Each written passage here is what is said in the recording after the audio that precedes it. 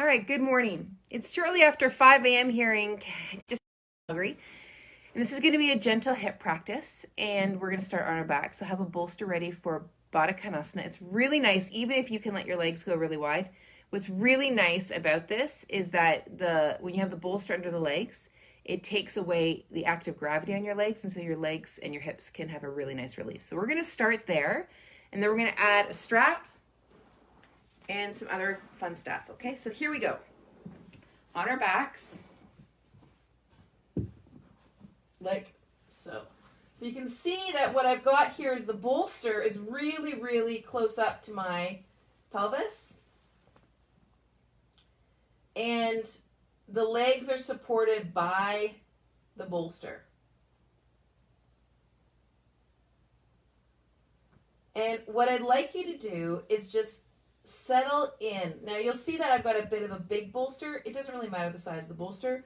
You could also, if you have two bolsters, position a bolster like this so it gives a lot more leg there. But it really, it just depends, right? It depends on what props you have and the level of comfort. I love this position.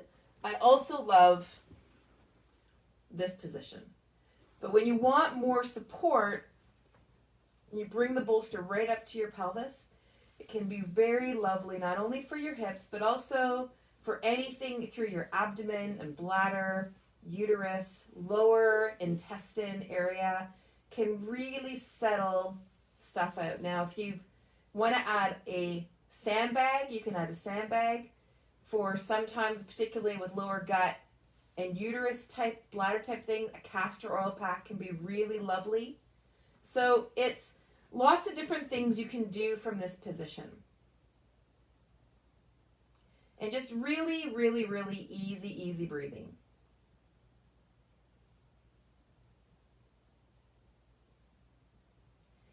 And then from here, where you can go is you can take this leg straight and then bring the other leg up with a strap like so.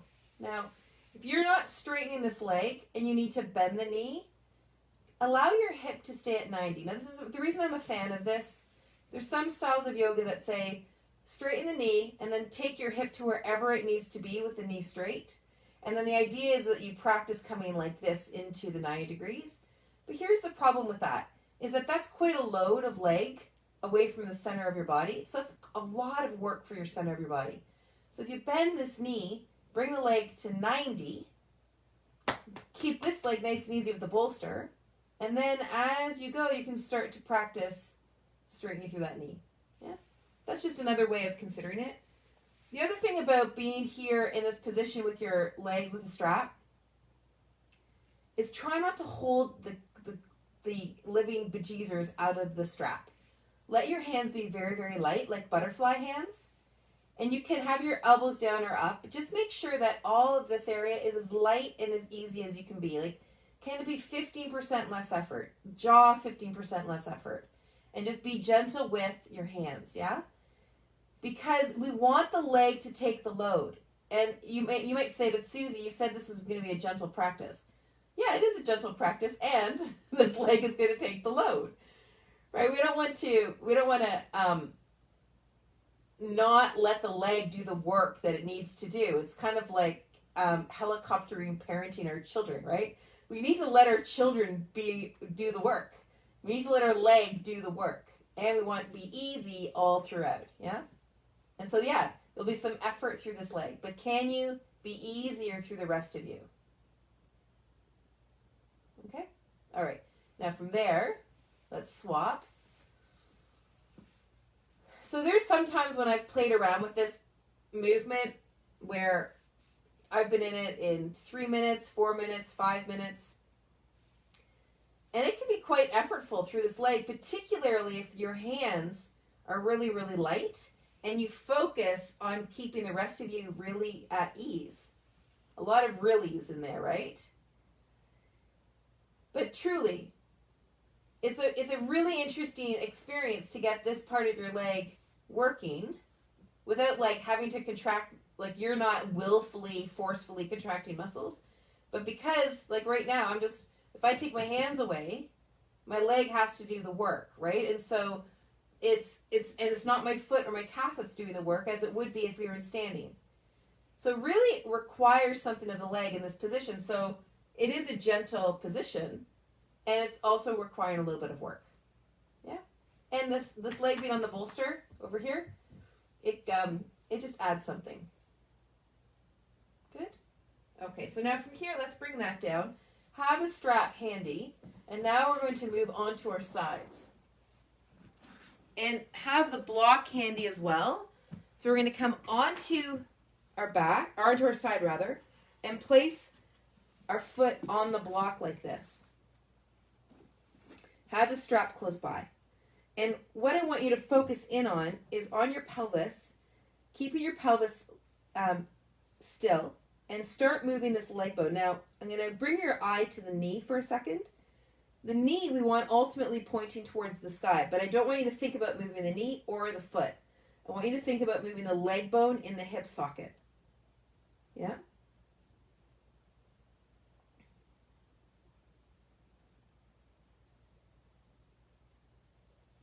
Because that leg bone moving in the hip socket is going to dictate where that knee goes and where that foot goes in this position. And so watch if you want to move all the way through your pelvis. Good. And just play with that motion.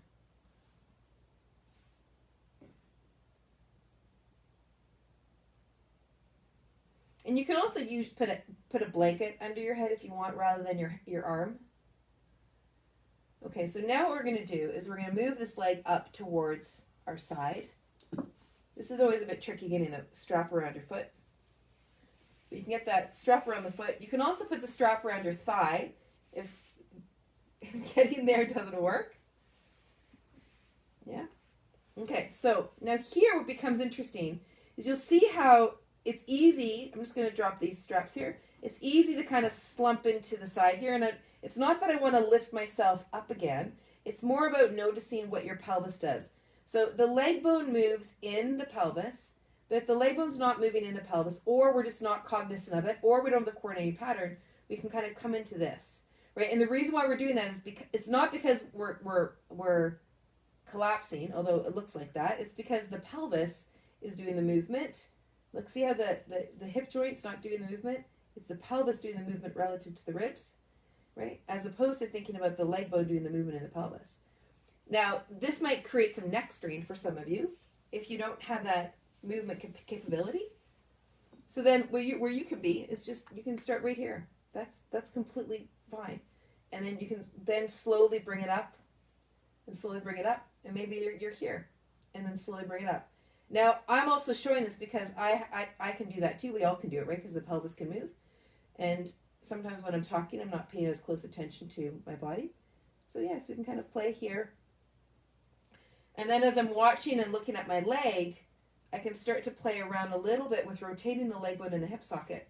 So if I'm just going to shift my orientation for you so you can see this. Right? So I can be here. Here's my knee, and I'm rotating. It looks like I'm moving my knee, and I'm moving my knee because I moved my leg bone. So I can play with rotating that leg bone in the hip socket, which is kind of fun to do. Because the more ways I figure that we have to play with our leg bones and our hip sockets, the better, I think. Okay, and then if you want to play is just to start, if you want to get there and play with this, you can. But you see how I'm kind of losing it there. So I'm going to come back and just start to explore. Right about here is where I'm going to explore. Good, and then maybe, yeah. Okay, let's go to the other side. So another way you can explore this, I'm going to show you another way as we get ourselves over, is you can come against a wall like this so that you can feel your whole back against the wall like this. And then you get a really good perspective of where your leg is in space relative to the wall. Yeah? So all sorts of ways that you can explore this. Yeah, or down here.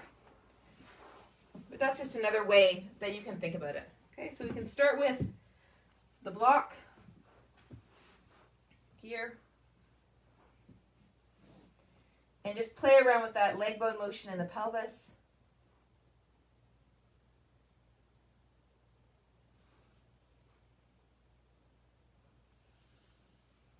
And then starting to bring the leg up. Whoops.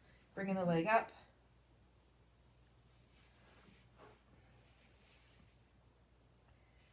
And then just noticing, let me come on to here a bit more. Just noticing where your pelvis is in space.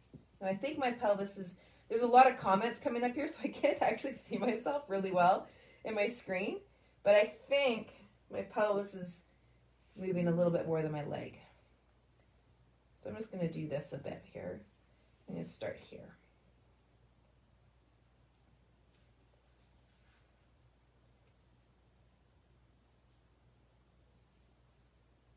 Right, so very, very many different ways that you can play with this.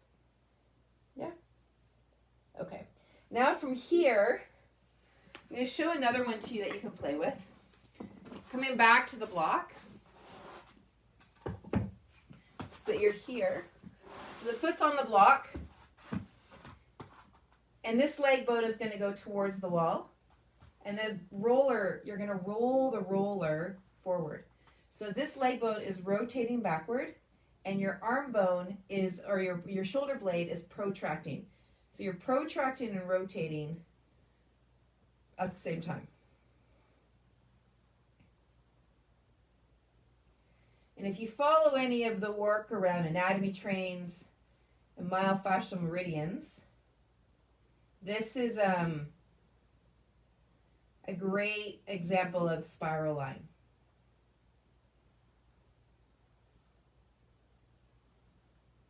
So pay attention to the leg bone and the pelvis. See if you can keep the ball of your foot on the block as you do the movement.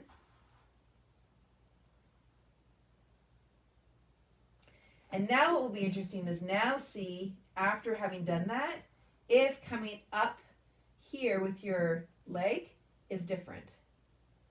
And I could, for me, you might see it in the camera, but I can actually feel a difference in my ability to move through my leg bone and my hip.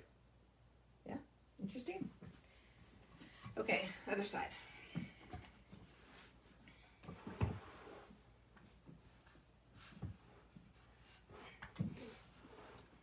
Okay. So this leg is rotating back. This arm through the shoulder blade is the shoulder blade is protracting. And you can use I find using a roller supports the arm.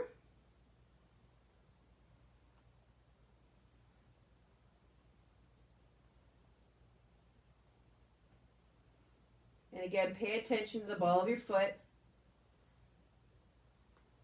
That you feel the ball of your foot on the block.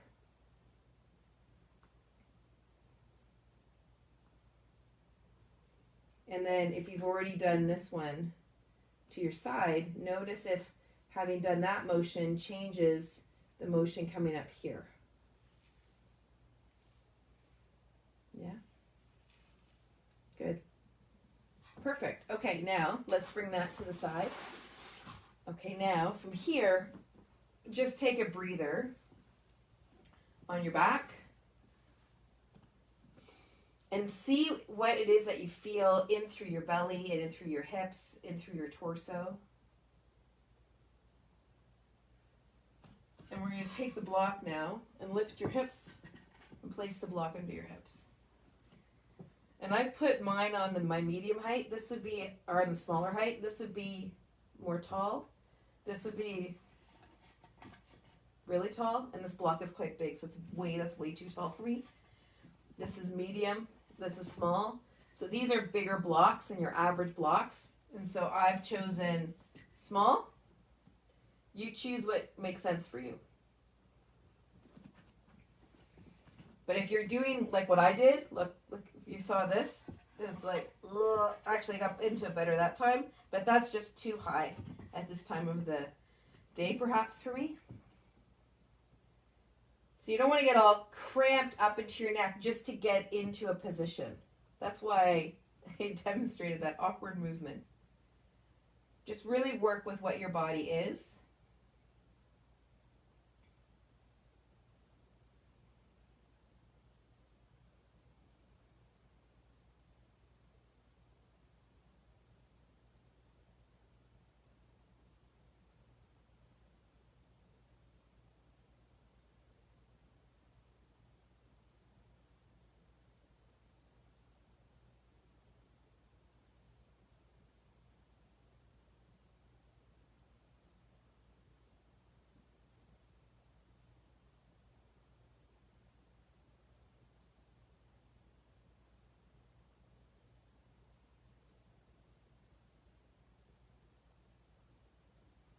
Just settling into your breathing. Feeling the inhale and the exhale.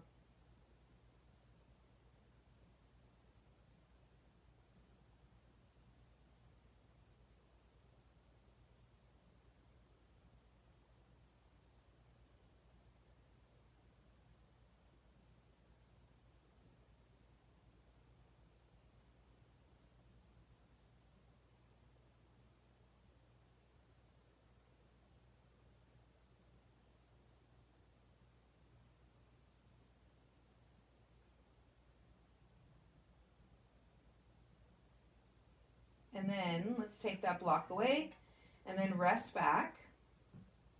And you can do one of two things. You can bring your bolster back and bring the bolster under the legs and be back here and just now notice what that feels like. And or you can just take your legs out straight there and notice what that feels like. So you choose where you want to be.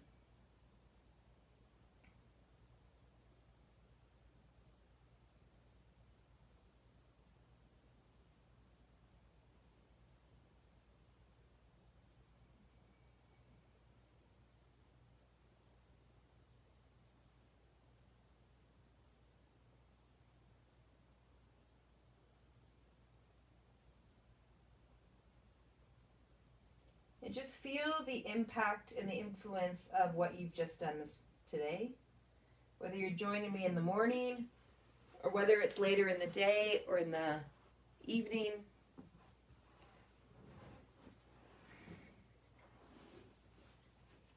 And then when you're ready, and you're ready to move on, and just bring yourself into a position where you can take 5 transitionary breaths, whether they're in sitting or laying down,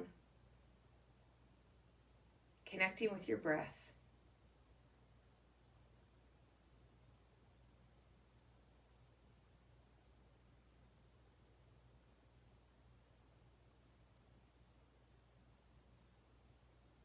And bringing your hands together. And in with ease and out with gratitude. Thank you so much for watching and joining me today. We'll see you tomorrow morning. Take good care. Bye-bye.